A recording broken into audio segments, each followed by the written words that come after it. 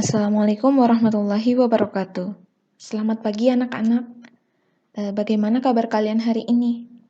Oke, hari ini kita mau coba belajar persamaan dasar akuntansi bareng-bareng ya. Oke, silahkan kalian perhatikan. Oke, yang pertama yang harus kalian perhatikan di dalam akuntansi ini, dari mana sih kita dapat sumber pencatatan akuntansinya?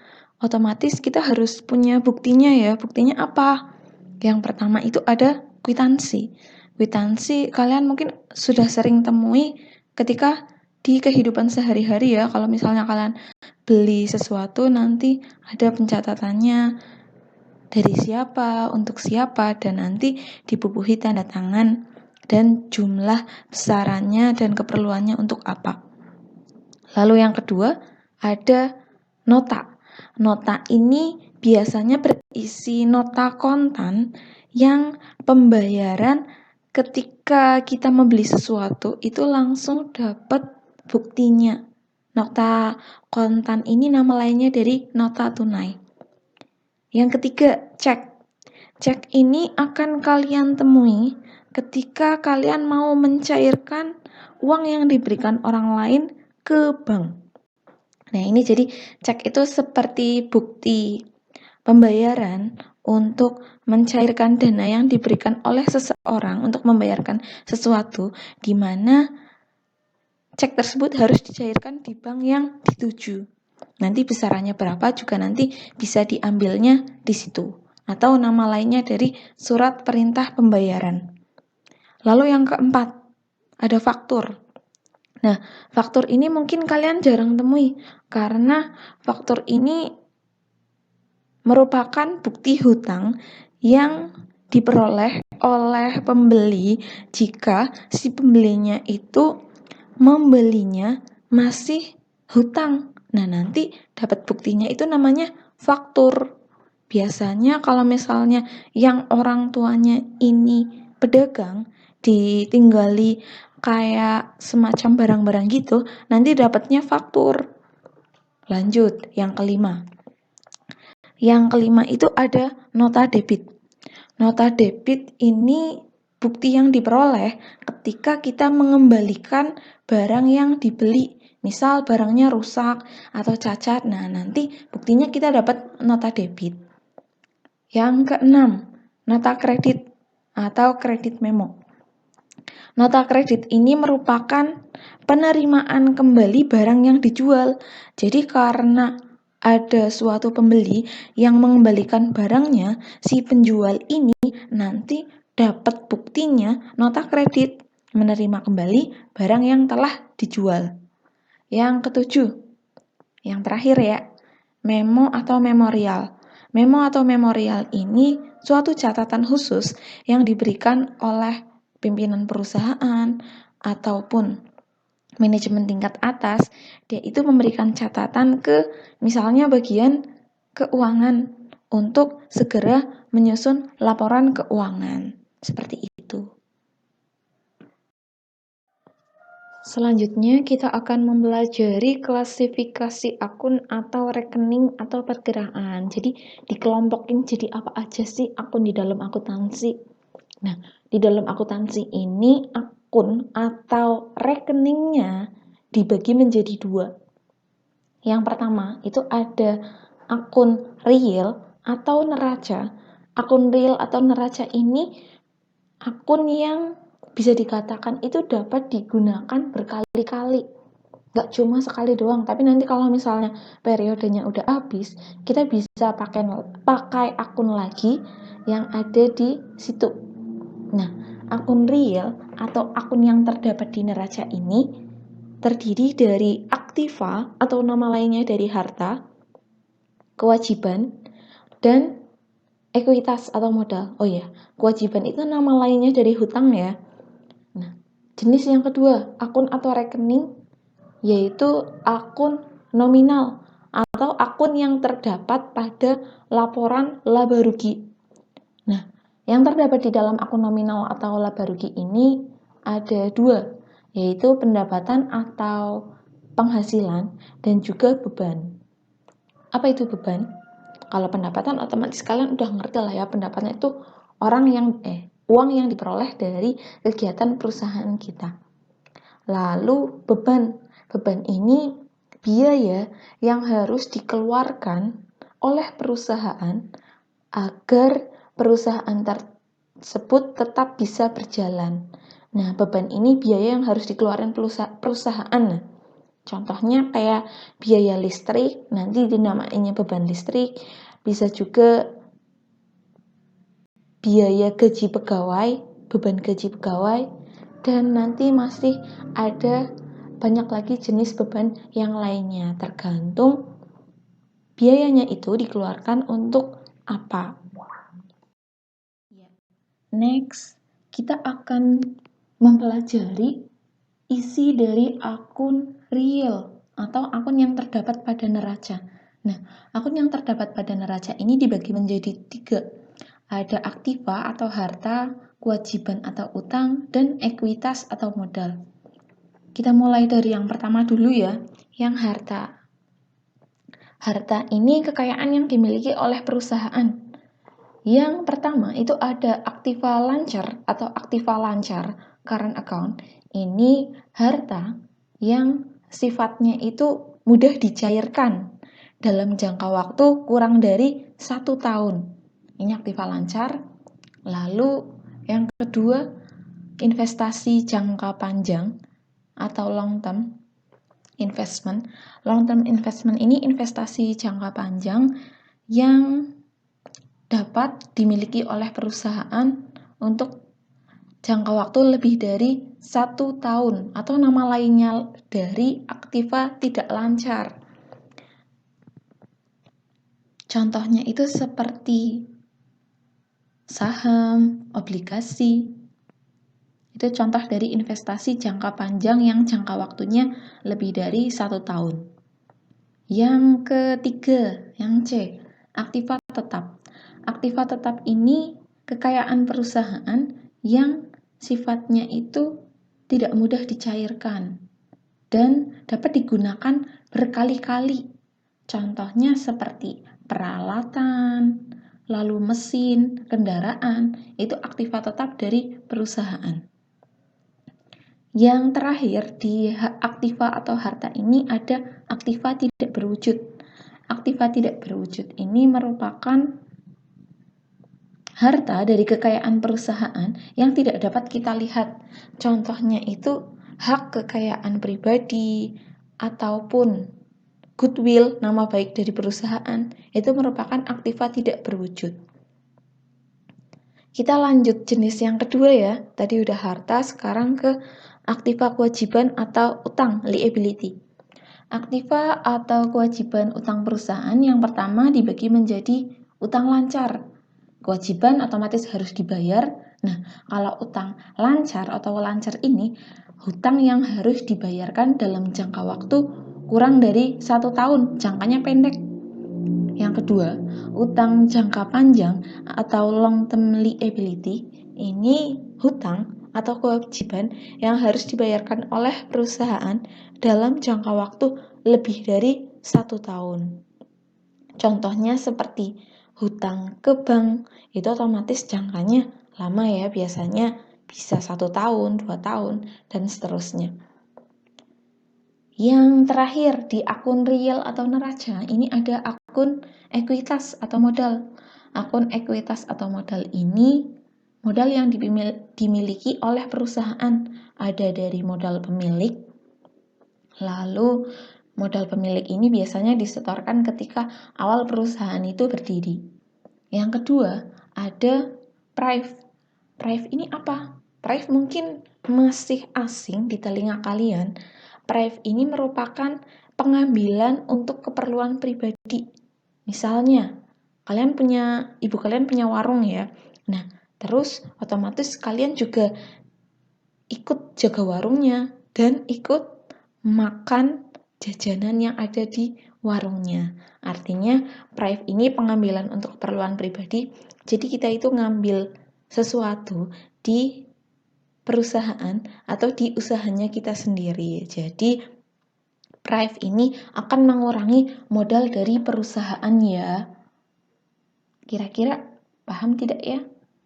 Ya, kita pelajari bareng-bareng pelan-pelan ya. Berikutnya, ada konsep dari persamaan dasar akuntansi. Konsep yang pertama, dasarnya ini aktiva itu sama dengan pasiva. Nah, apa sih aktiva pasiva? Aktiva bisa juga digambarkan sebagai suatu harta yang dimiliki oleh perusahaan. Jadi di bawahnya bisa kita lihat, bisa kita perhatikan, aktiva itu sama dengan kewajiban ditambah ekuitas atau harta sama dengan utang ditambah modal. Jadi kekayaan perusahaan itu diperoleh dari yang pertama, modalnya si pengusaha itu atau si pemiliknya itu, dan tambahannya itu otomatis biasanya mereka dapatnya itu dari utang ke pihak lain.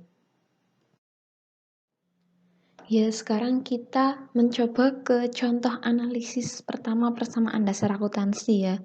Kita ke poin yang A. A ini soalnya atau transaksinya yang terjadi itu diinvestasikan sebagai modal pertama berupa uang tunai sebesar 10 juta dan peralatan kantor sebesar 500.000 rupiah. Nah, pada persamaan dasar akuntansi ini, konsep yang tadi sudah kalian pegang itu harta sama dengan utang plus modal. Jadi nanti antara sisi harta dan sisi utang ditambah modal itu jumlahnya harus sama, harus seimbang. Kalau satunya nambah, satunya juga nambah. Kalau satunya ngurang, satunya juga ikut ngurang dengan nominal yang sama. Atau bisa juga hanya terjadi di salah satu tempat harta saja. Misal, satu bagian bertambah, satu bagiannya lagi berkurang. Oke, kita coba untuk menjawab pertanyaan yang A terlebih dahulu ya, mengerjakan transaksi yang A. Nah, di sini diinvestasikan sebagai modal pertama berupa uang tunai. Uang tunai itu masuk ke kelompok harta, yaitu kelompok kas atau uang tunai. Nah, uang yang mudah dicairkan. Kasnya bertambah 10.000, lalu peralatan kantornya bertambah 500.000. Nah, di sini Ibu menggunakan ribuan saja karena kolomnya di sini terbatas, jadi 03 yang di belakang tidak Ibu tuliskan. Nah, ini di kelompok harta, kas dan peralatan bertambah. Selanjutnya di sisi sebelah kanan itu ada pada bagian modal. Modal bertambah 10.500 atau 10.500.000. Ini diperoleh dari kas dan peralatan kantornya dijumlahkan. Nah, lalu pada bagian keterangan kita beri keterangannya berupa modal awal bertambah 10.500 atau 10.500.000. Nah, khusus untuk kolom keterangan ini hanya diisi untuk yang berkaitan dengan modal. Jika modalnya bertambah atau berkurang, maka kolom keterangan ini baru diisi rinciannya, modalnya itu digunakan untuk apa. Oke, pada transaksi A ini sudah seimbang. Hartanya bertambah 10.500, modalnya juga bertambah 10.500 dengan rinciannya masing-masing, kasnya 10 juta, peralatannya 500 dan modalnya 10.500.000. Seimbang ya antara sisi sebelah kiri dan sebelah kanan. Harta dan modalnya sama-sama bertambah. Kita lanjutkan ke transaksi yang B ya. B ini transaksinya berbunyi dibayar sewa atas ruangan usaha bengkel sebesar 60.000 untuk 1 bulan. Dibayar, kita bayar ya. Nah, kalau bayar otomatis uangnya kita berkurang. Nah, harta pada bagian kas berkurang 60.000. Lalu apalagi yang berkurang? Karena kita langsung menggunakan uang itu untuk membayar, pada sisi bagian sebelah kanan itu modalnya berkurang 60.000 rupiah. Kas berkurang 60, modal berkurang 60. Karena di sini modalnya berkurang, keterangannya kita tambahkan modal ini berkurang, kita gunakan untuk membayar sewa atau diberi keterangan beban sewa. Nah, jika bertambah, tidak perlu diberikan tanda kurung, langsung saja angkanya dimasukkan. Tapi jika berkurang, kita perlu beri tanda khusus, yaitu tanda kurung. Lalu kita lanjut ke bagian yang C. Dibeli secara kredit perlengkapan bengkel dari toko Motor Jaya seharga Rp400.000 dan peralatan bengkel seharga Rp1.000.000. Nah, di sini kita dibeli secara kredit, berarti kita membeli perlengkapan tapi masih kredit atau utang.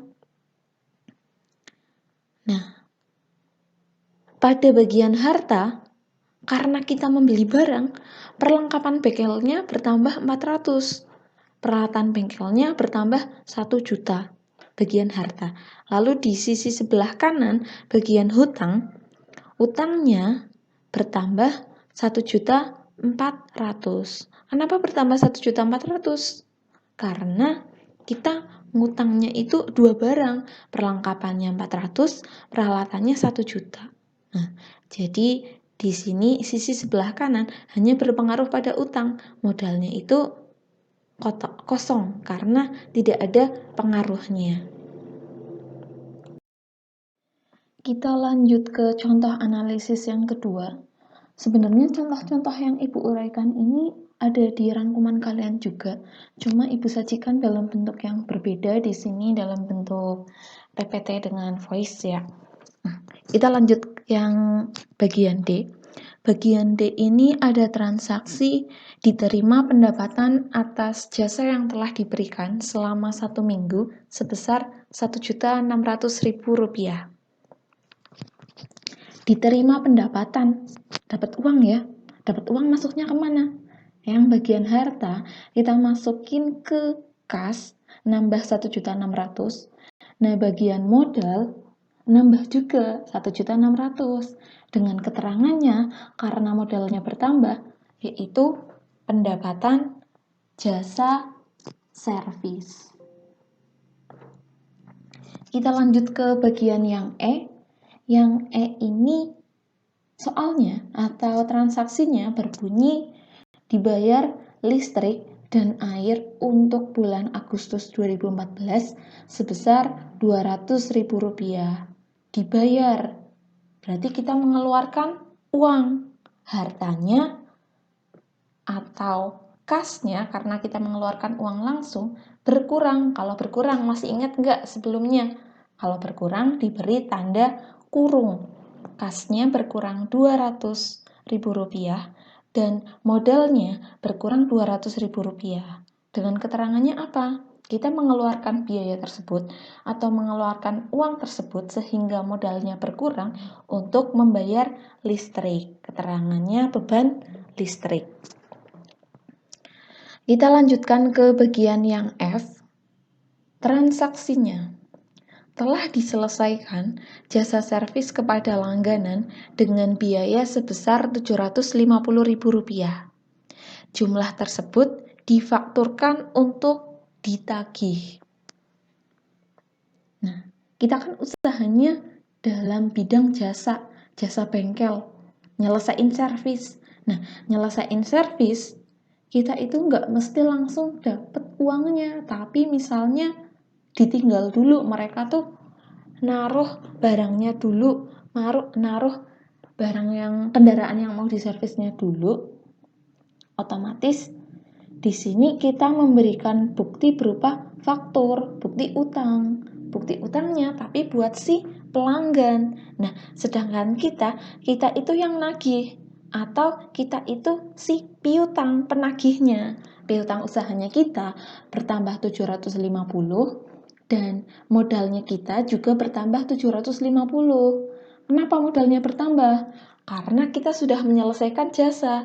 Jadi sebenarnya kita itu sudah memperoleh pendapatan jasa servis.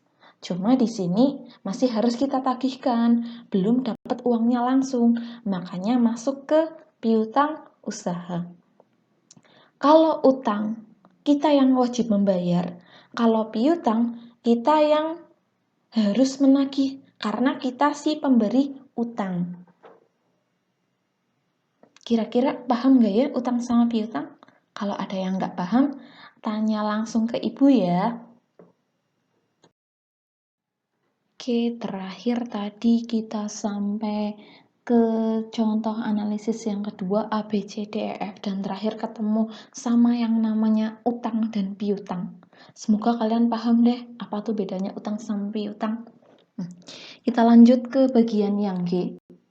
Yang G di sini transaksinya berbunyi dibayar sebagian utang atas pembelian perlengkapan sebesar Rp250.000. Dibayar sebagian utang. Kita bayar utang ya, karena waktu kemarin tuh sebelumnya kita beli perlengkapan, tapi masih secara kredit. Nah, di sini hartanya kita pada sisi kas berkurang Rp250 dan sisi utang berkurang Rp250. Kita lanjut ke bagian yang H. Diterima sebagian pelunasan piutang atas transaksi huruf F sebesar Rp500.000. Nah, tadi itu yang ditransaksi F, kan kita punya piutang ke orang lain. Nah, di sini di transaksi yang H, kita dapat pelunasan piutang, dapat uang ya. Dapat uang masuknya ke kas. Harta bagian kas bertambah 500 dan pada sisi piutang karena kita udah berhasil nagih, piutangnya, tagihannya ini jadi berkurang sejumlah 500. Kita lanjutkan ke bagian yang I. Yang I ini Tuan Baharudin mengambil uang tunai untuk digunakan secara pribadi sebesar Rp100.000. Tuan Baharudin mengambil uang untuk keperluan pribadi. Masih ingat nggak tadi yang di bagian modal? Ada yang namanya prive ya. Nah, di sini si Baharudin tuh ngambil uang di perusahaannya sendiri, di tokonya sendiri. Hartanya bagian kas berkurang Rp100 atau 100.000 dan bagian modal berkurang 100.000 juga. Nah, karena modalnya berkurang, ingat ya, di bagian keterangan ini harus diisi karena apabila modalnya mengalami perubahan, kita harus tahu perubahannya itu dipakai buat apa. Nah, modalnya ini berkurang kita gunakan untuk mengambil keperluan pribadi atau prive. Kita beri keterangan prive Baharudin. Ya, kita sudah sampai ke contoh analisis persamaan dasar akuntansi yang terakhir. Yang terakhir ini ada bagian CKL, bagian yang C terlebih dahulu.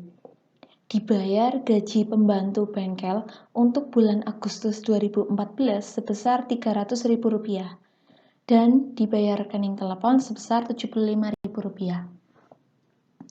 Bayar gaji sama bayar telepon, otomatis kita mengeluarkan uang. Pada bagian harta, kasnya berkurang dikurung. Kasnya berkurang 300 dan berkurang 75, modalnya juga sama, berkurang 300 dan berkurang 75. Dengan keterangan, yang pertama yang 300 kita pakai buat bayar gaji, beban gaji. Yang 75 kita pakai buat bayar telepon, beban telepon. Kita lanjut lagi ke bagian yang K. Yang bagian yang K ini pada akhir bulan Agustus 2014, perlengkapan yang masih ada sebesar Rp250.000 dan peralatan bengkel disusutkan sebesar Rp50.000. Nah, untuk yang K ini, kita harus memperhatikan saldo perlengkapan awalnya sebesar berapa. Nah, ternyata setelah kita hitung di perlengkapan itu ada nilai 400.000. 400.000 karena yang kita tahu itu yang masih ada, yang tersisa. Kita harus cari dulu berapa sih yang kepake selama sebulan itu, sebulan Agustus. Nah, caranya saldonya itu 400 kita kurangi dengan yang masih ada 250. Nah, ketemulah yang kepake. Yang terpakai 150.000 dan itu yang harus kita laporin. Ternyata selama sebulan perlengkapan bengkelnya berkurang 150.000 rupiah. Dan peralatan bengkel disusutkan 50.000 rupiah. Penyusutan ini masuk ke dalam kelompok harta dan nilainya itu penyusutan itu semacam nilai yang disisihkan jika suatu waktu peralatannya itu mengalami penyusutan, mengalami pengurangan kekuatan dayanya itu jadi berkurang. Nah, otomatis nilai dari peralatannya itu juga jadi ikut berkurang ya, karena kekuatannya, daya tahannya jadi kurang. Akumulasi penyusutannya berkurang 50. Lalu pada sisi modal berkurang 150 untuk keterangannya beban perlengkapan. Sedangkan yang satunya lagi yang 50 juga sama, modalnya berkurang 50, yaitu beban penyusutan peralatan. Nah, tadi kan kita udah belajar ya gimana caranya analisis transaksi keuangan untuk pencatatan persamaan dasar akuntansi. Oke, ini kalian coba kerjakan ulang tanpa melihat kunci jawabannya. Oke, silahkan di SS dan coba dikerjakan sendiri, lalu nanti kita cocokkan. Nah, pencocokannya, tenang aja, nggak jauh. Ada di slide berikutnya. Yang penting kalian coba kerjain sendiri. Soalnya, kuncinya dari akuntansi itu harus banyak mencoba, harus banyak belajar. Kalau gagal, kalau salah, coba lagi, nggak apa-apa. Nanti makin lama, karena kita belajar dari kesalahan, itu nanti pasti jadi bisa apal. Untuk mengerjakan persamaan dasar akuntansi dari soal yang di atas, kalian harus menyiapkan kolom ini. Nah, jadi kalian buat dulu kolomnya, nanti baru coba kalian kerjain. Oke, selamat mengerjakan. Oke, ini dia hasilnya. Nah, untuk membuat persamaan dasar akuntansi, yang pertama harus kalian buat di bagian kolom atas itu ada nama dari usahanya, servis sepeda motor Bahar. Di bawahnya keterangannya kita buat apa? Kita buat persamaan dasar akuntansi. Periode yang dibuat itu kapan? Bulan Agustus 2014. Nah, biasanya transaksi keuangan yang dicatat oleh perusahaan itu bisa dalam waktu 1 bulan. Nah, ini selama sebulan ini ternyata transaksi keuangan yang terjadi ada dari poin A sampai poin L. Dan karena tadi kita masih belajar perpotongan per transaksi, ini kalau yang persamaan dasar akuntansinya langsung itu kita harus menjumlahkan tiap ada transaksi. Yang pertama A sama B. Nah, itu kan kasnya 10 juta. Ternyata ketika B berkurang 60.000, berarti sisanya tinggal 9.940. Lalu yang peralatan, penjumlahannya nggak ada perubahan, cuma yang diatok 500 tetap. Yang modal 10.500.000 di modal awal. Lalu di transaksi B berkurang 60 buat beban sewa. Nah, nilai saldo modalnya tinggal 10.440. Jika yang tidak ada tanda kurungnya berarti dijumlahkan, tapi jika yang ada tanda kurungnya harus kita kurangi. Kita lihat pada poin yang bagian yang C. Kasnya tetap 9940, perlengkapan tetap 400, peralatannya awalnya 500, di C kita beli lagi 1 juta, jadi 1.500.000. Utang usahanya 1.400.000, modalnya 10.440, dan yang poin D 1.600.000, kasnya nambah lagi Jadi 11.540.000, perlengkapannya masih tetap 400, peralatannya 1.500.000, utang usaha 1.400.000, dan modalnya ini mengalami penjumlahan atau bertambah 1.600.000 karena ada tambahan dari pendapatan servis. Jadi jumlah modalnya sejumlah 12.040.000. Dan seterusnya, nanti kalian coba sendiri antara sisi harta dan sisi utang ditambah modal ini jumlahnya harus sama, harus seimbang.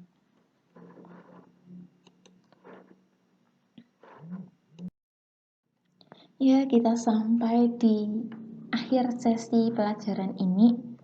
Ibu ucapkan terima kasih untuk yang mau belajar dengan sungguh-sungguh, belajar dengan baik, memperhatikan apa yang Ibu terangkan. Semoga nanti kalian bisa paham akuntansi dan nilainya ya nanti otomatis ada tanya jawab ya. Next, udah paham lah ya, mesti ada kuis.